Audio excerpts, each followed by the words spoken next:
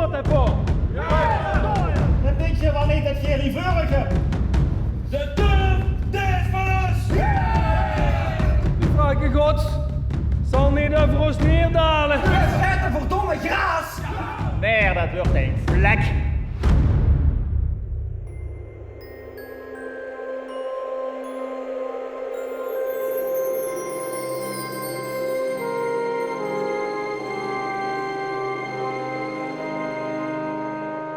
Als je altijd gewend bent, hier durft te steken of die koe te laten lopen, en je weet dat die vader of die opa dat ook die afzachten van, dat is ook turfkoel, ja, dan is het 10 turfkoel voor die geval.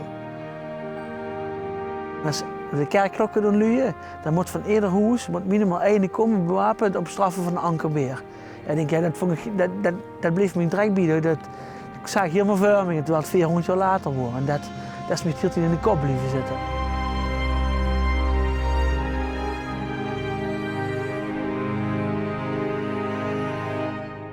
Grenzen horen bij mensen. Dat is een oud gezegde, want de mensen hebben altijd de behoefte gehad om hun eigen gebied af te bakenen, af te palen, zoals het ook wel heet. Maar je moet denken dat zo in de hoge middeleeuwen, in de 10e en de 11e eeuw, als de eerste kerken ontstaan, dat de dorpen die erbij huren nog steeds aan het zwerven zijn. Die zitten nog niet op een vaste plaats. Maar vanaf de 12e en de 13e eeuw nemen mensen voortaan een vaste plek in. En het gebied waar ze wonen, waar ze werken en waar ze leven, dat palen ze af. Daar maken ze grenzen omheen. Want dat is hun gebied.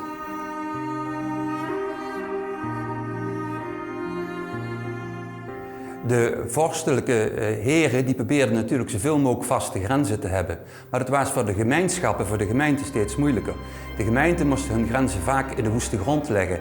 En dan had het geval dat vaak er conflicten ontstonden tussen de inwoners van de ene kant en van de andere kant van de grens. Want beide wilden ze ook een stukje meer hebben. Een beetje meer hei om een schuip te kunnen laten voeden. Of een beetje meer turf om turf te kunnen steken. Ook woeste grond, nutteloze grond, was heel erg nuttig. En daar kregen de grensverschillen over.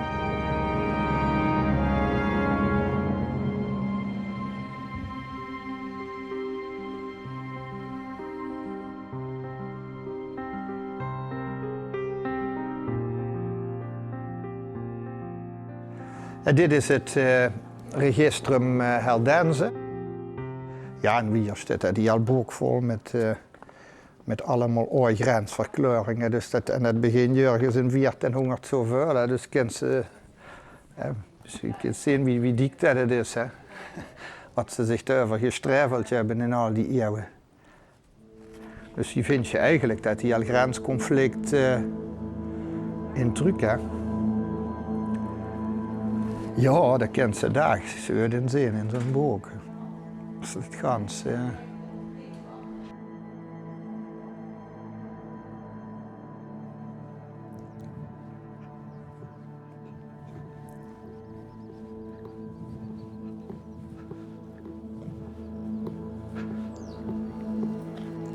Nou, we zijn hier ongeveer op de plaats waar volgens naar de grens gaan moeten lopen in 1616.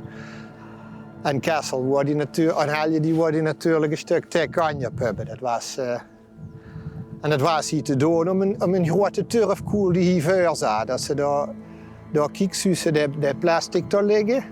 En daarvoor ze het lagere groene grondje loopt nu een bergje doorheen. Daar lag een grote turfkoel. En ja, daar was het om te doen. Die moesten natuurlijk er brandstof ergens van afhalen. En ja, hun energie. En vroeger was het de turf en nu zijn het die molens die er staan. Dus daar was het om te doen, de turf. Ja, behalve dat de grens tussen de dorpen was ook een soort landgrens geweest. Maar die lag niet 100% vast, weet ze. Dan hadden ze ergens opgeschreven dat die liep van dat bergje naar dat vin en naar dat pool. En als ze dan herjever hadden, dan zag die van de een dorp, ja, dat bergje ligt door, weet ze wel. En dan zag die van de andere dorp, nee, dat is de berg. Of ja, maar dat berg is groter, weet ze wel. Dus dat mogen ze zo aan de komen aan. Dus vandaar ook de zwart van de zwarte periode, maar zo ook zwarte grote turf, zeg maar. Dus vandaar dat we de zwarte grens hebben genoemd.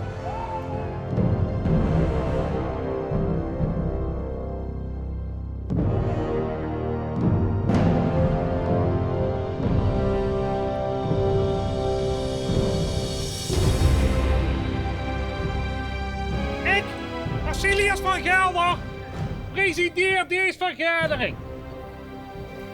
Er is een dispuut over de grens. Een grens die niet alleen de ene gemeente van de andere afscheidt. Nee, het is tevens de landsgrens. Afscheiding tussen de lander van de prinsbisschop van Luik en de lander van de heer van Spanje. Rossa van Wielig, wies mij aan en doet mij verstaan. Wil ik volgens ook de grens tussen Neer en Kessel. Hier en geen voet weer. Hier ligt de grens. Als we vandaag in het jaar toebak wie de buurt regeren. En vindt ze dat nodig? De ganse cirkiever gaat kniens echt. Van de zoere en rijkel was het toren van hem oog moest kijken. Zo zwart niet echt. Je doet niet veel, je Rossa. Daar heb je gelegen in. Maar hier op deze grond, hier steken wij wel turf. Iedere boenderland, je zorgt dat daar neer, die zo kan roken.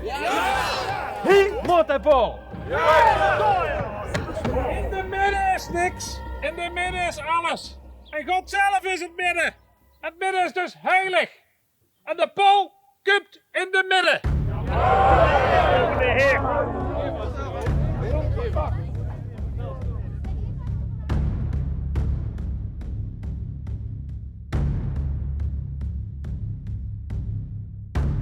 In de kaarten daar die van Neer gedesigneerd, dus het is een kaart geweest. En die van Neer zeggen dus, wijzen aan, designeer het Woensdaal als grenspunt. En de Wijnbeke, dus dat wordt dan door Helje genoemd. Ten andere linie recht op de kant van het zwart water heldenwaarts. Dus dan gaan ze weer de piel in, dan biedt zwart water en aan de helse kant van het zwart water kom je in de Pool. En vandaar op het middel tussen de Roggelskoel of de Keul, bij die van Helden gedesigneerd. Dus die van Helden zeggen de grens ligt bij de Roggelskoel, dus dat is weer de Pialin. En de Den Krekelberg gedesigneerd bij die van Neer. Dus die van Neer zeggen nee, dat ligt aan de Krekelberg. En dan zeggen ze de Pool zitten ze er recht tussen dan. Hè. En de van daar linie recht op het midden tussen de palen in de kaarten genoemd Den Kraaienberg en Den Haneberg, daar tegenover liggende Heldenswaarts. Dus dan komt de grens precies tussen de Kraaienberg en de Haneberg. Dat is het wiedste de Pielen. En dan worden dan van Neerhoed scheidsrechters aangewezen, of van Nuhoed en van Gelderland of van Kessel-Heljehoed. En en daar was een kaart gemaakt en daar sting dan gewoon op. Ja, die van Helje zeggen door de grens of Kessel en die van Neer door. En dan werd je er het namen bij gezet en toen zachten die, maar ja, daar doen we er gewoon zo midden tussenin.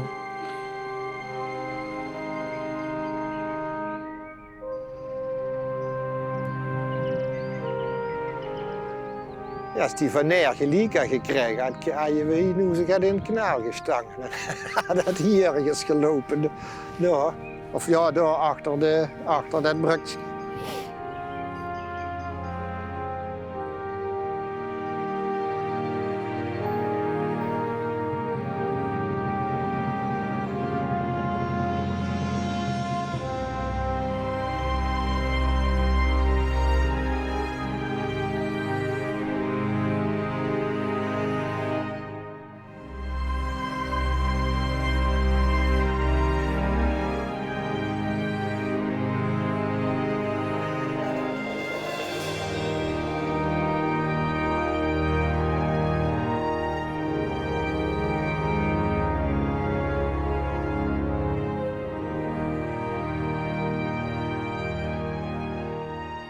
Limburg is ontstaan uit heel veel verschillende territoria. Van hele kleintjes, zoals het graafschap Kronsveld, tot grote conglomeraten, zoals aanvankelijk het graafschap Kessel, hier zo ongeveer.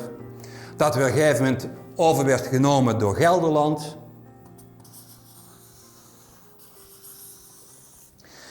De mens had behoefte aan duidelijkheid en daarom zocht hij ook naar mogelijkheden in het landschap die er al waren. En waren ze er niet, dan zorgde hij zelf dat hij er kentekens plaatste, waardoor het duidelijk was wat is van mij en wat is van iemand anders. Als je bijvoorbeeld hier kijkt, de grens van het graafschap Kessel en van het hertogdom Gelderland met Brabant, dat is altijd de peel geweest en er werden echt peul ingezaten die aangaven wat de echte grenspalen waren.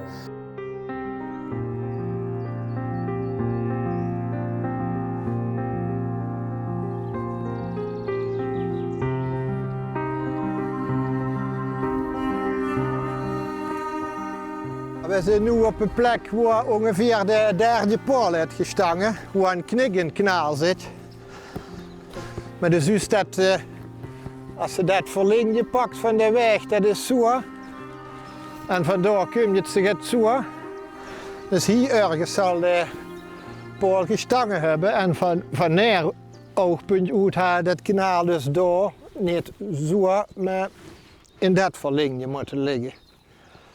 Dit kanaal ligt op een grens wie ze in 1616 is uitgezet met die peul. En die hebben in, ik meen 1657, over die grens tussen die peulen een gracht gegraven, de Greppel, de gekke graaf.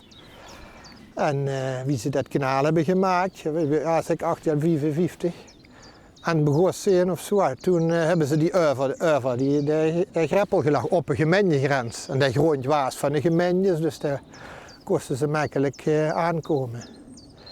Het was hier toen allemaal nog niet ontgonnen natuurlijk. Dat was allemaal nog hei en turfkoelen en ja, zand. Ja, ze hebben gestreveld vooral over dat gebied aan de kant, dus aan de kant van de knikker. Dus tot hier was die grens voor die Van Neer nog min of meer te hebben, maar de kant op niet meer, die had eigenlijk rechtdoor moeten lopen. En dan hebben ze daar zo'n ganse driehoek liggen, ja, waar het dan om ging. En dat was toch wel meer dan 50 hectare nog. Dan zou je zeggen, ja, wat is 50 hectare, maar ja, daar zat dus het turf. Hulshout aanwezig! Nee! Jongschat aanwezig! Nee! Hulshout aanwezig!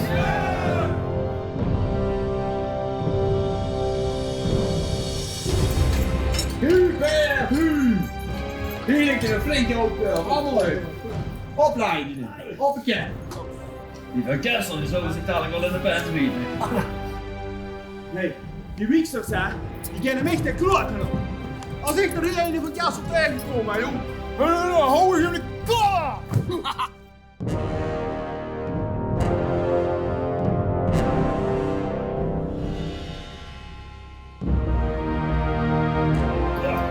De grens zijn overgeladen!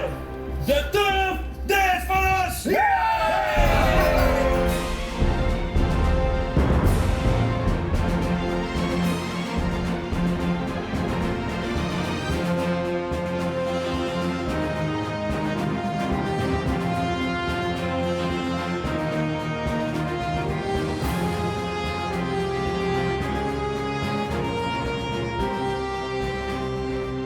Ja, mij gaat het om die samenhorigheid, zeg maar. Dat, kijk, het verhaal, dat laat zien van wie een dorp eigenlijk met z'n allen verenigheid, zeg maar. En wat ik ook heel chic vind, om dat naar deze tijd te trekken, je doet 219 vrijwilligers aan met. Meestal maar ook heel veel uit Kessel en andere dorpen.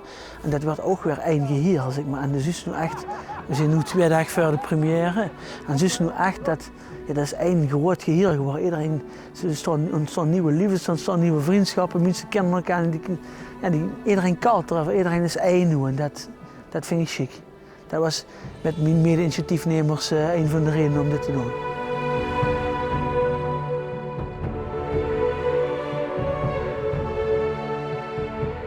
Als je historisch onderzoek doet, dan zie je ook dat zo'n gans dorp of een ganse stedelijke gemeenschap dan opkomt voor de eigen belangen. En allerlei groepen uit de samenleving die georganiseerd zijn in broederschappen of in schutterijen of in gilden, die doen aan mij in de strijd voor het collectieve belang.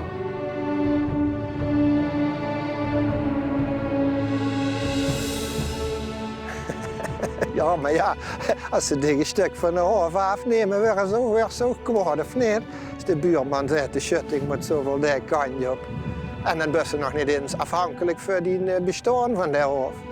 Hoeft ze geen erpelen en dingen meer te trekken vandaag de dag. Maar vroeger, ja, dat was. Die mensen hadden groen, nu hadden hem van te leven.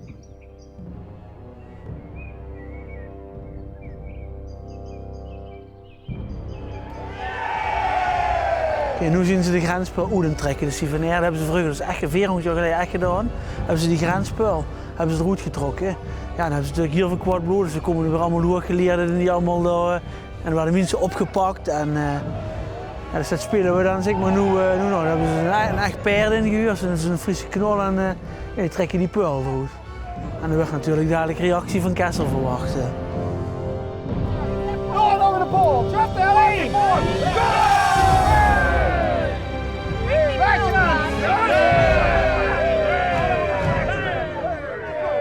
Hey, doe het met die bal. We stoppen met de grens zelf van hem rond.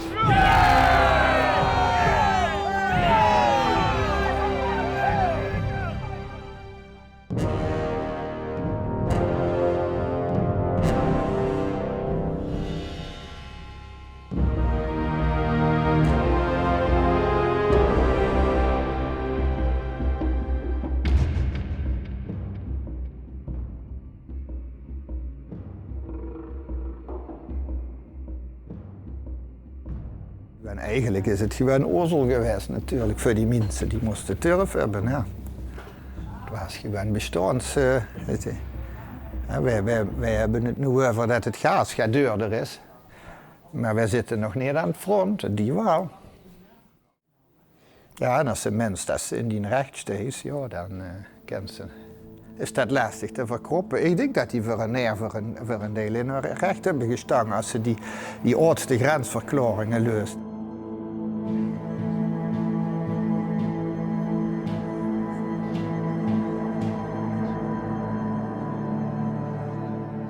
Er is hier die andere dag gaat ongegeneerd gebeurd.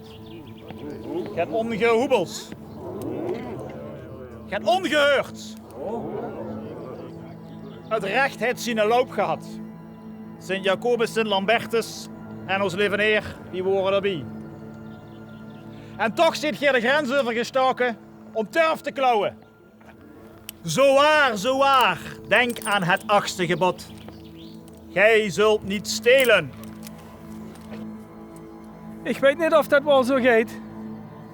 Dat is namelijk geen geestelijke die de grens gezengeld heeft. En dan telt je het niet. De vraag Gods zal niet over ons neerdalen voor een ampel turf. Turf die eigenlijk ook nog van ons is. De wetten van de kerk zijn niet de wetten van het land. Eer bepalen zelf wel wanneer het geklauwd is of niet. Prins Bishop heeft een rechter afgevaardigd. Mij dunkt dat dat toch wel genoeg is om de zengel van de Allerhoogste af te smeken. Door die grens in ons nadeel te verplaatsen heb je zelf gekloopt. Ja. Die grens die loopt al, die is al op in de weg naar Rome. Nu zo het op! Maak die weggene! Klauwen is op straf en is heel zelf, zeg jij. Jij hebt van ons duizenden bonderland gekloot. Dus jij komt al heel zeker in de hel. Zwieg toe, pammel! Dan denk je wel niet dat je riveurig hebt. Als ik hier met hoger opga, dan zal de wraak verschrikkelijk zijn. Uw kindskinderen zullen nog een kessel op je steel komen smeken om genade. Jullie schrikken verdomme graas! Wie moet er een hoofd betalen van haar? Dat interesseert mij nog niet. Zo'n beetje. Dan stok je de kerktoren op. Ik ben hier gekomen om een opstandje komen te drukken. Niet om mij druk te maken om de arme ozen en de kaaivoet van het maasduurtjes. Nee, dat wordt een vlek. En van alles en iedereen vergeet de onooglijk gerucht. Hoe alleen maar gaat graadmaker boeren hun eigen gevoeligheid rond hebben. Op de eerste plaats gaat die keer met turf met naar Kessel. Merci voor het sterken, dat schilder is alweer een hoop werk. Niet alles wat blink is goud, maar soms is het goud ook donkerbroen.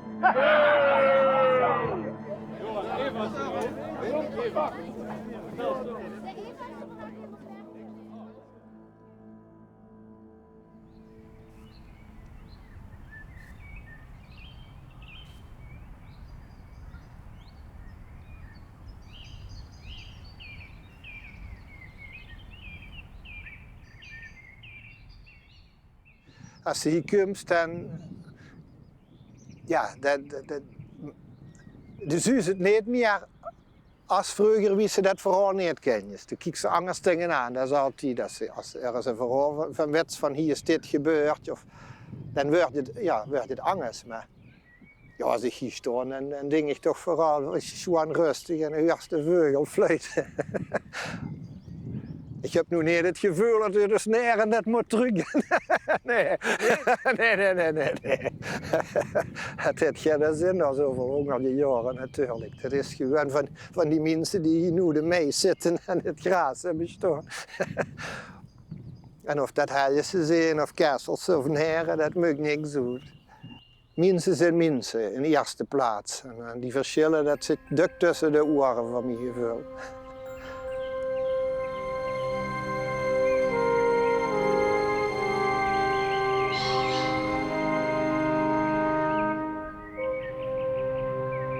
Grenzen bleven lang en bleven tot in onze tijd door. De meeste grenzen van gemeentes anno 2022 gaan terug op middeleeuwse grenzen. Ook al zijn er fusies geweest en hebben gemeentes zich samengevoegd, toch kunnen we alles nog vaak de oude grenzen terugvinden. Die blijven bestaan tot vandaag.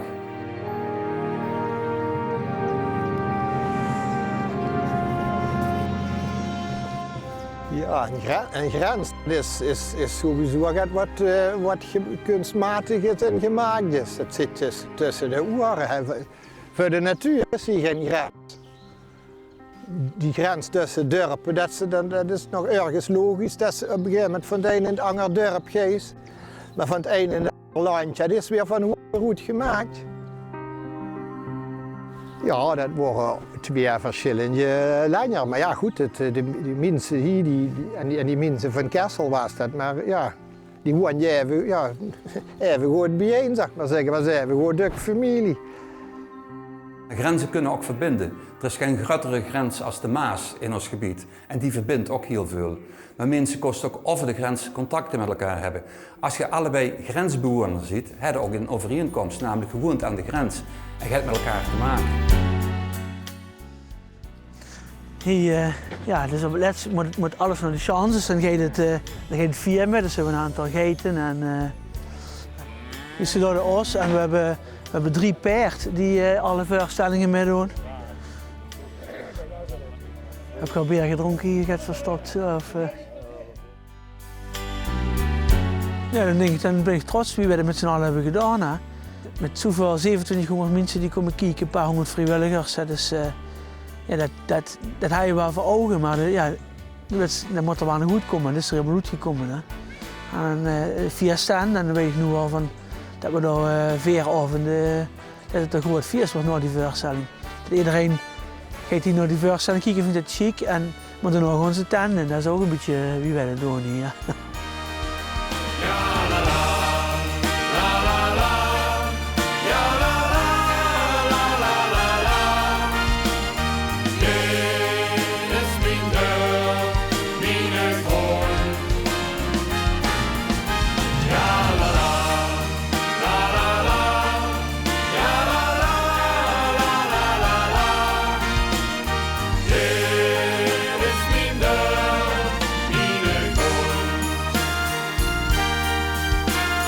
Dit is mijn groen.